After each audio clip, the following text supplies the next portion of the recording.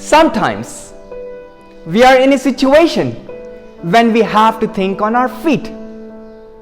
We are asked some unexpected and unprecedented questions from us, be it in a social gathering or a formal job interview. At that moment of time, you need the ability of thinking on your feet as well as confidence and self-control. Because you need to answer the question there and then with utmost confidence. Hence, you need these skills to answer. The purpose of today's lecture is to help ace these skills in you and to ingrain the ability of thinking on your feet in your personality.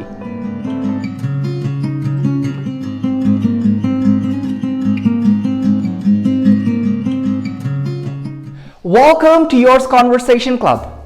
Before moving on to the contents of today's video, I would kindly request you to subscribe to my channel, because most of the viewers on my channel are non-subscribers. Once you have subscribed, you'll get notification for all the contents and a special notification for the live interactive session which I have every week with my subscribers, absolutely free of cost. So enjoy the rest of the video. I'm sure that during your lifetime, you would have been asked several questions which you didn't expect it at all.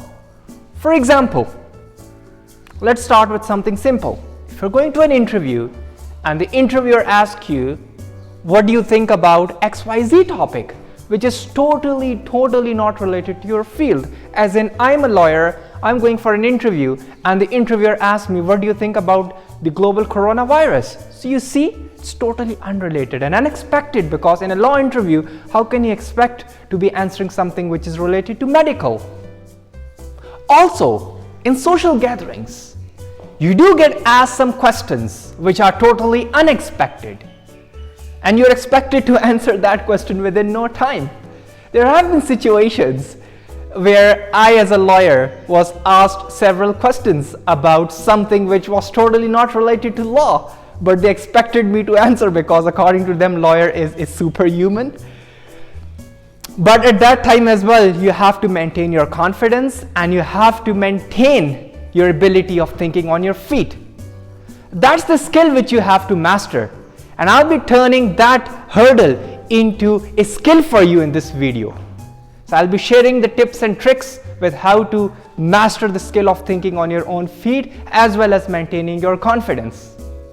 So the first step is to relax. Relax and take a deep breath in. By taking a deep breath, you are sending more oxygen to your brain and hence calming your nerves and stimulating that part of the brain which can think faster. Also, along with relaxing, you have to motivate yourself by thinking that the person asking a question is not a superhuman being or asking a rocket science question. He or she is asking a simple question which you can answer. Trust me, there's one motivation quote that I always go with, is where there's a will, there's a way. Relax yourself, take a deep breath, and remember the quotation, where there's a will, there's a way. You'll be able to conquer. The second tip is to listen to the question carefully. Cancel out all the distractions. Tune your brain to focus on the question. A clear focal point should be on the question and nothing else. Also, if you don't understand the question, it's better to ask for clarity. You can always ask that what exactly you meant by XYZ element in the question, because some questions are not clear. Just like I'm going to a shop and I ask, how much does a TV cost? It's not a clear question. The shopkeeper will definitely cross-question me and ask, do you want a smart TV or an ordinary television? So there you see, some questions are unclear, and asking for clarity isn't really a wrong thing. In fact, that will help the questionnaire and that will help you to understand and answer the question carefully. The next point is related with the demeanor of your speech. There are three main points to take from this point. Number one, speak in a slow pace. Because when you're under pressure, it's really hard to find words, especially if the question is not something which you expected. It's better to speak in a slow pace and let your brain process the information and think about the content. This will give two messages to the person asking a question. Number one, you are calm because you're speaking slowly and gradually with calmness. Number two, you're giving good content because speaking in a slow pace means that you are giving good content. Your brain is able to process more information and more better content. The next point related to the demeanor of your speech is to speak with a strong voice. With a strong voice, I don't mean that you have to shout at the questionnaire, but you have to speak concretely without any usage of communication filler like like you know. This will show that you're hesitant. This will show your hesitation, and hence the questionnaire will think you don't have the command over that topic. Strong voice is utmost, and that contributes approximately 30% towards your overall response. Coming down to the second point now, which is to maintain a good eye contact throughout the question, because it will help you achieve two main purposes.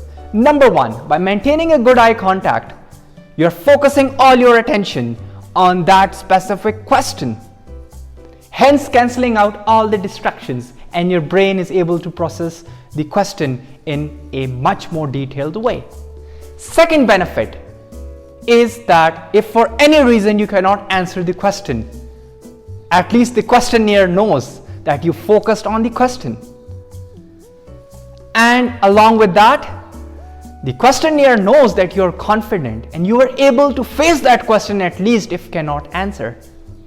Trust me, it does help because 60% of your communication is your body language. Maintaining eye contact is an example of a positive body language. So it will help, and take my words on that because I've experienced that as well. Coming down to the next tip now, which is giving a creative example. Because it's most likely that you won't have a data or a real life example to back up the answer with. So this is the time you have to engage the creativity of your brain. You have to think about real life examples, or for example, an illustration or a fictional example to prove your point, to answer the questions. I'll give you an example from my scenario. When I was applying for a job in an international organization, you know the question they asked me? They asked me, how would you compare the working of a pen with that of a parliament? I'm a lawyer. I barely know how pen works, but they wanted to test whether I can use the real life example to my advantage or not. This is a key example on how you can use the pen, or for that sake any other object, to your advantage. So you need to enlighten up your brain to think of such examples and to convince the questionnaire that you have the command over his questions and you can fully answer that. Coming down to the last point now, which is stick to the 1 point answer. From 1 point answer, I mean that your answer must have one central idea backed up with maximum 2 examples. Because under pressure, your brain acts in 2 ways. Number 1, it oversimplifies the question. Number 2, it overcomplicates the question, and hence your response is overcomplicated. In order to tackle this, you must stick to one central idea, back it up with maximum 2 examples, and give your response. In this way, you're staying in the middle. You're not overcomplicating, you're not oversimplifying, hence giving a concise answer. I understand that you cannot just master the skills mentioned in this video by listening to today's lecture. You need to practice.